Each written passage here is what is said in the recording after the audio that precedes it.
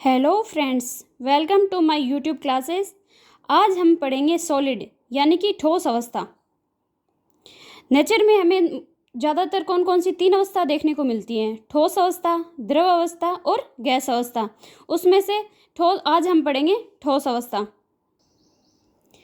ठोस अवस्था में आज हम देख रहे हैं जैसे ऐसे पदार्थ हैं जिनका द्रव्यमान, आकार व आयतन निश्चित होते हैं तथा उनमें अवयवी कण जैसे अणु, आयन या परमाणु आपस में सुव्यवस्थित होते हैं एवं परबल आकर्षण बल द्वारा बंधे रहते हैं। वो क्या कहलाते हैं? ठोस अवस्था।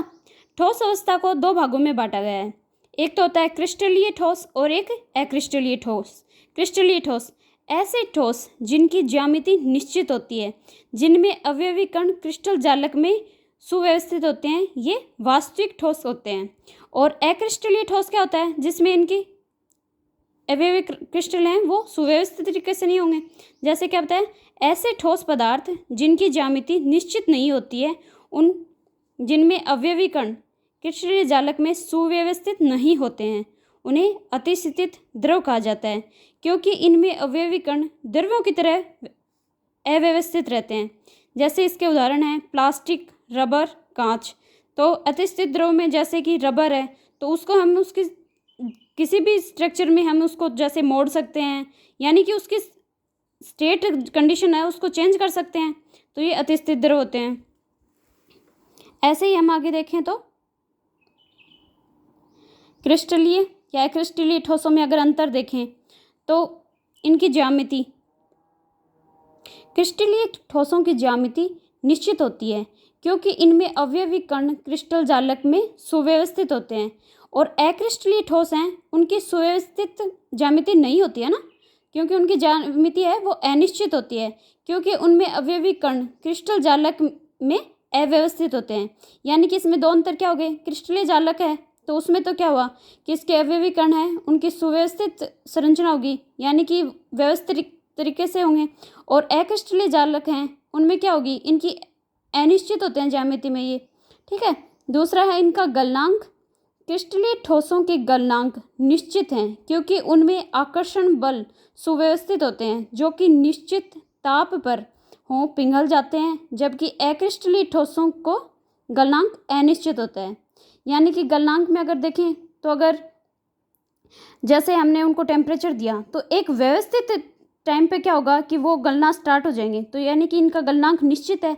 लेकिन कुछ में अक्रिस्टलीय में क्या होता है कि इनको अगर हमने गर्म करना स्टार्ट किया तो एक अनिश्चित पॉइंट पे ये क्या है, इनका गलना स्टार्ट हो जाएगा, तो यानी कि अतिस्थित द्रव हैं उन इनमें अव्यवस्थित हो जाएगा।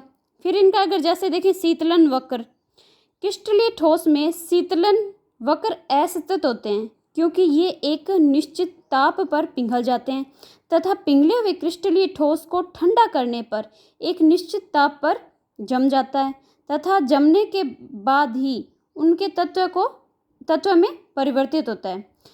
ये तो क्या था क्रिस्टलीय में।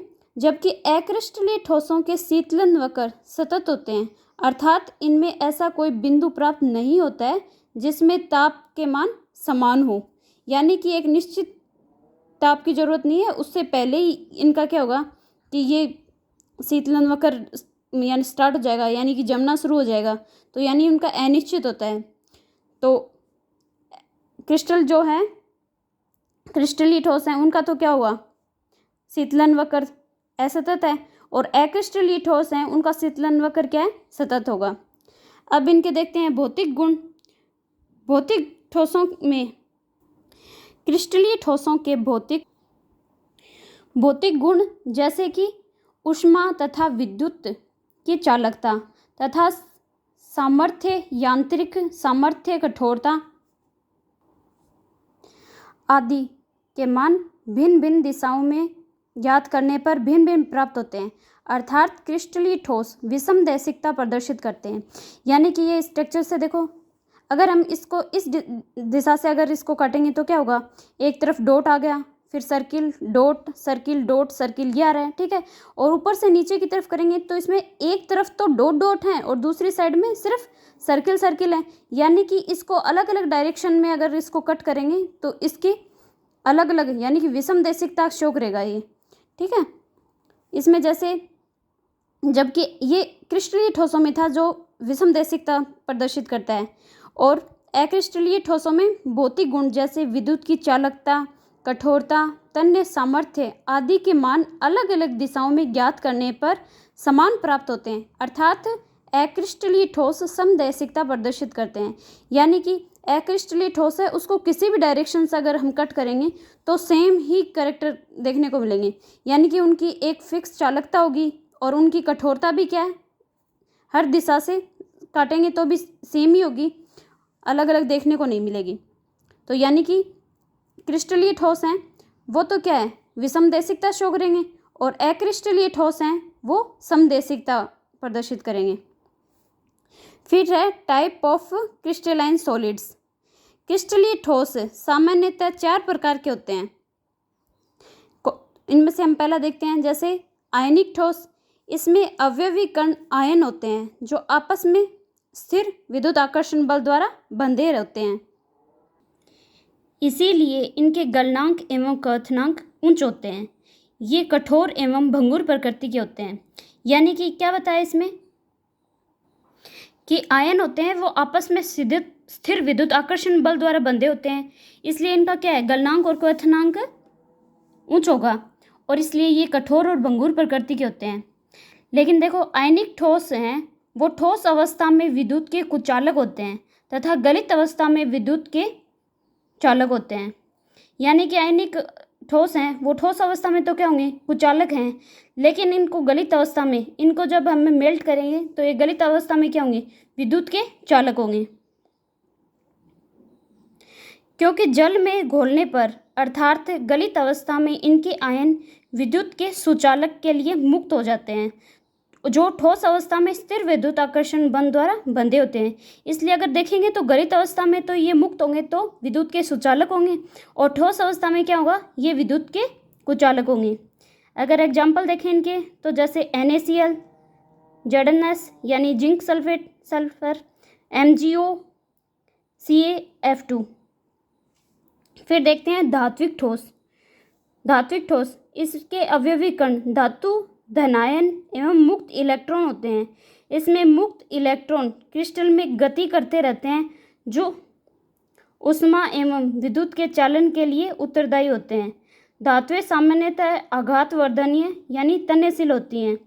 यानी कि इनको धात्विक ठोस हैं तो ये उनका ऊष्मा और विद्युत के क्या करते हैं, चालन के लिए उत्तरदायी होंगे ये।